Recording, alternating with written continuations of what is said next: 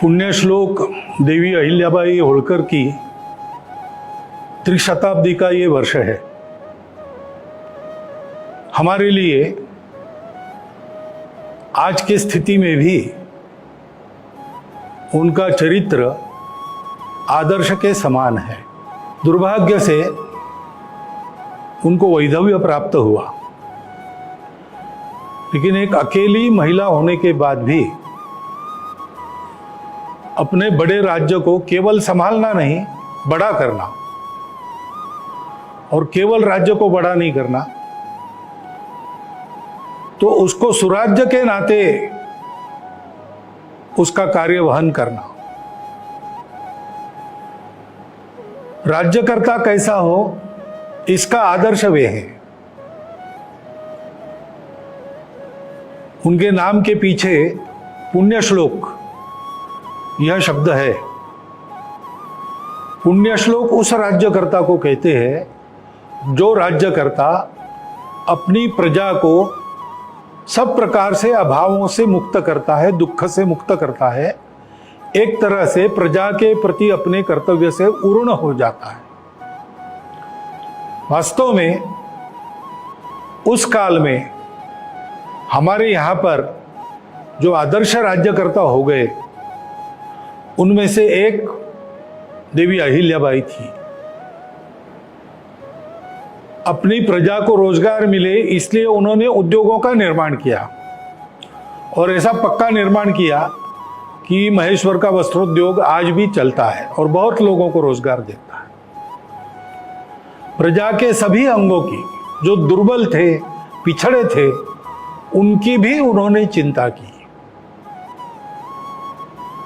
अपने राज्य के कर व्यवस्था को उन्होंने सुसह्य कर दिया, किसानों की चिंता की। सब प्रकार से उनका राज्य सुराज्य था। प्रजा की माता के जैसी चिंता करने वाली राज्यकर्ता इस नाते उनको देवी अहिल्याबाई यह विधान उसी समय प्राप्त हुआ होगा, क्योंकि अपने बचपन से हम उनका नाम सुनते हैं तो केवल अहिल्याबाई होळकर ऐसा नहीं सुनते, देवी अहिल्याबाई होळकर ऐसा सुनते। तो ऐसी पुण्यश्लोक देवी अहिल्याबाई होळकर महिलाओं के कर्तृत्व की क्षमता की प्रतीक है। मातृशक्ति के सशक्तिकरण की बात आज हम करते हैं, लेकिन मातृशक्ति कितनी सशक्त है और क्या क्या कर सकती है, कैसे कर सकती है, इसका अनुकरण करने लायक आदर्श देवी अहिल्याबाई ने अपने जीवन से हम सब लोगों के सामने रखा है। उन्होंने जो काम किया वो अनेक प्रकार से विशेष है। राज्य को उन्होंने कुशलतापूर्वक चलाया। उस समय सभी राज्यकर्ताओं से उनके संबंध मित्रता के थे। इतना ही नहीं तो आसपास के सभी राज्यकर्ता भी उनको देवी स्वरूपा मानते थे। इतनी श्रद्धा और आदर उनके बारे में समकालीन राज्यकर्ताओं में था। राज्य पर कोई आक्रमण न हो इसलिए समर नीति की जानकार ऐसे भी उनको जाना जाता है।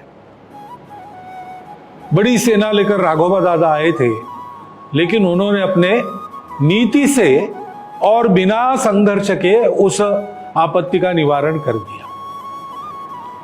ऐसी कुशल प्रशासक, उत्तम राज्यकर्ता, सामरिक और राजनयिक कर्तव्यों में माहिर, इस प्रकार की राज्यकर्ता थी। और केवल अपने राज्य की उन्होंने चिंता नहीं की, पूरे देश की चिंता की। अपने देश के संस्कृति का जो आधार है उसको पुष्ट करने के लिए देश में अनेक स्थानों पर उन्होंने मंदिर बनवाए। स्वयं वो राज्य करती थी, वो भी अपने को राजा नहीं मानती थी। श्री शंकर कृपे करून ऐसा वो लिखती थी। श्री शंकर आज्ञा करून, शिव भगवान की आज्ञा से राज्य चला रही है, ऐसा उनका भाव था। और कई जगह उन्होंने मंदिर बनवाए, नदियों पर घाट बनवाए, धर्मशालाएं बनवाई। सारे भारत में ये उन्होंने किया। जो धर्म यात्राओं के मार्ग थे और व्यापारिक आने जाने के मार्ग थे, उन पर उन्होंने ये सारे काम किए ताकि पूर्ववत भारत के सारी जनता का आना जाना अपने सांस्कृतिक स्थलों में और अपने आजीविका के लिए सर्वत्र चलता रहे, एकात्मता बनती रहे, बढ़ती रहे। इतना दूर का विचार उन्होंने करके यह काम किया, और विशेष है कि अपनी धर्म श्रद्धा के कारण किया, इसलिए उन्होंने ये सारा काम अपनी निजी संपत्ति में से किया। स्वयं रानी होकर बहुत सादगी से रहती थी।